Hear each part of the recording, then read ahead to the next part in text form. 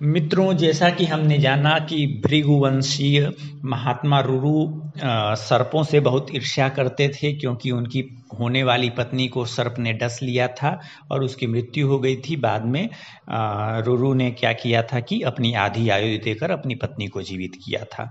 तो रुरु मुनि के मन में सर्पों के प्रति बहुत ही ईर्ष्या का भाव था। जहाँ भी सर्प देखते मार डालते। उन्होंने एक डुंडुम नाम के सर्प को देखा, जो कि विषैला सांप नहीं होता है, मतलब बिना जहर वाला सांप होता है। तो उसको मारने जा रहे थे, तो उस सर्प ने कहा कि मुझे आप क्यों मार रहे हैं, क्योंकि मैंने तो आपका कोई नुकसान नहीं किया। तो रुरु इस अध्याय में बोलते हैं कि हे सर्प, मेरी प्यारी पत्नी को एक सांप ने डसा था, इसीलिए उसी मैंने घोर प्रतिज्ञा ली है कि जब जब मैं सर्प को देखूंगा उसे मार डालूंगा, इसीलिए मैं तुम्हें भी मारूंगा और आज तुम अपने प्राणों से हाथ धो बैठो। तो डुंडुम ने कहा कि महाराज, जो जहरीले सांप होते हैं वही मनुष्य को काट करके मारते हैं। हम डुंडुम सांप हैं, भले ही सांप जैसा दिखते हैं, लेकिन हम लोगों के अंदर जहर नहीं होता है। तो इस तरह उस डुंडुम सांप ने बताया कि भाई देखिए, हम लोगों के साथ तो बहुत धोखा वाला काम होता है। हम लोगों को लोग मार डालते हैं, जबकि हम लोग विषैले नहीं होते हैं। तो इस तरह से उस समय भी यह दिखाने की कोशिश की गई हमारे धर्म ग्रंथों के माध्यम से कि सांपों में जो अधिकांशतः सांप विषैले नहीं हैं, उनको नहीं मारना चाहिए। तो रुरु ने जब सांप को मनुष्य की आवाज़ में यह बोलते सुना, तो उन्हें लगा कि जरूर ही कोई ये ऋषि हैं जिनको ऐसा दंड मिला है, इसीलिए रुरु ने उनका वध नहीं किया। फिर रुरु ने उनसे कहा कि हे भुजंगम, आप बताइए कि हे भुजंगम यानी कि सर्प को भुजंगम भी कहते हैं, आप बताइए कि आप इस सर्प योनि में कैसे आ गए, आप हैं कौन? तो उस सर्प ने कहा कि मैं पूर्व जन्म में सहस्रपाद नाम का ऋषि था, लेकिन एक ब्राह्मण ने मुझे ऐसा श्राप दे दिया कि मुझे सांप बनना पड़ा।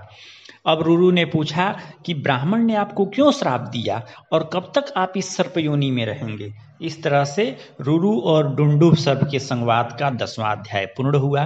11वें अध्याय की ओर चलते हैं। तो डुंडुम बताता है कि हे विप्रवर, हे रुरु, पूर्व काल में एक खगम नाम के प्रसिद्ध ब्राह्मण मेरे मित्र थे। वह बहुत ज़्यादा तपस्वी थे, लेकिन उनके साथ दिक्कत ये थी कि वह बहुत कठोर बोलते थे। मीठी बोली तो उनके स्वभाव में थी ही नहीं।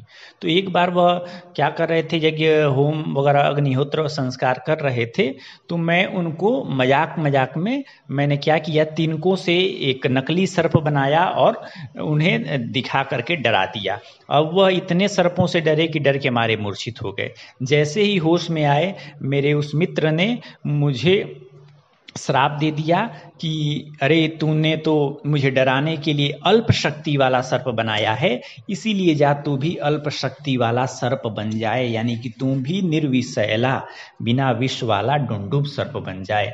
तो उन्हीं के शाप के चलते मैं आज सर्प योनि में पड़ा हूँ।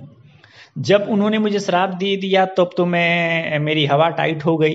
तो मैंने उनसे प्रणाम करके कहा कि हे मित्र, मैंने तो बस परिहास के लिए, हंसी मजाक के लिए काम किया था, मुझे क्षमा करो और अपना सांप लौटा दो।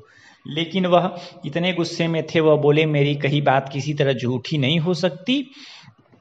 देखो, अब उपाय यही बताता हूँ कि भविष्य में महर्षि प्रमति के लड़के रुरु होंगे, उनका दर्शन जैसे ही तुम पाओगे, तुमको श्राप से मुक्ति मिल जाएगा।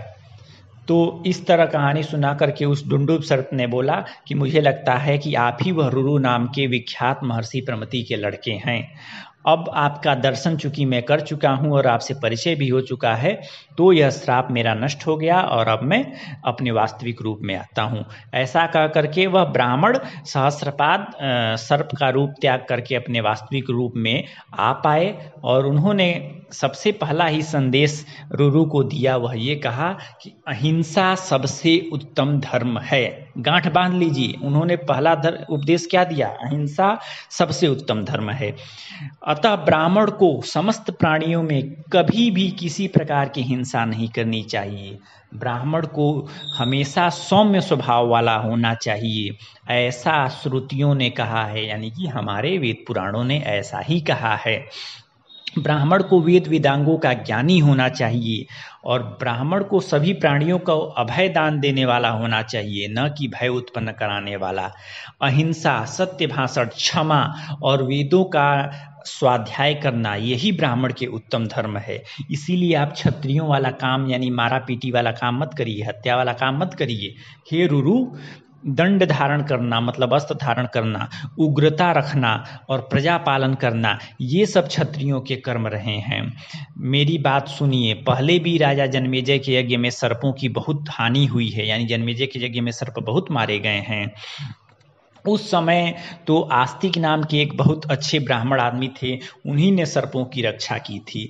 इस तरह से डुंडुब के 11वें अध्याय में जो डुंडुब हैं यानी कि डुंडुब बने हुए जो ऋषि थे, उन्होंने रुरु को अपना उपदेश दिया। इस तरह यह 11वां अध्याय समाप्त होता है। 12वें अध्याय की ओर चलते हैं। तो 12वें अध्याय में रुरु जो हैं वह उस ऋषि से पूछते हैं कि आप पहले ये बताइए कि राजा जन्मेजय ने सर्पों की हिंसा क्यों की, उन्होंने अपने यज्ञ में सर्पों को क्यों मरवाया, आखिर क्या बात है। मैं ये कहानी जानना चाहता हूँ कि ये सब क्या है, और वो महात्मा आस्तिक कौन थे जिन्होंने उस यज्ञ में सर्पों को बचाने का काम किया। तब ऋषि ने कहा, हे रुरु, यह जो कथा है मैं जो है उसको तुम ब्राह्मणों के मुख से सुनो।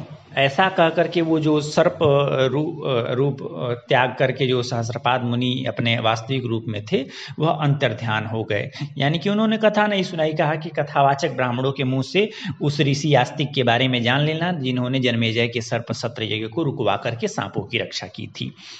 अब रुरु उस मुनि को खोजने के लिए पूरे जंगल में दौड़ा, इतना दौड़ा कि थक हार करके धरती पर गिर पड़ा, मूर्छा तक आ गई, चेतना भी नष्ट हो गई, लेकिन वह ऋषि नहीं मिले।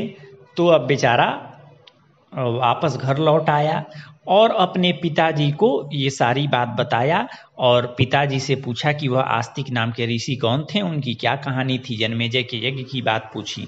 तो रुरु के पूछने पर रुरु के जो पिता प्रमति थे उन्होंने सारी कहानी उसको बता दी। इस प्रकार से यह 12वां अध्याय भी समाप्त होता है।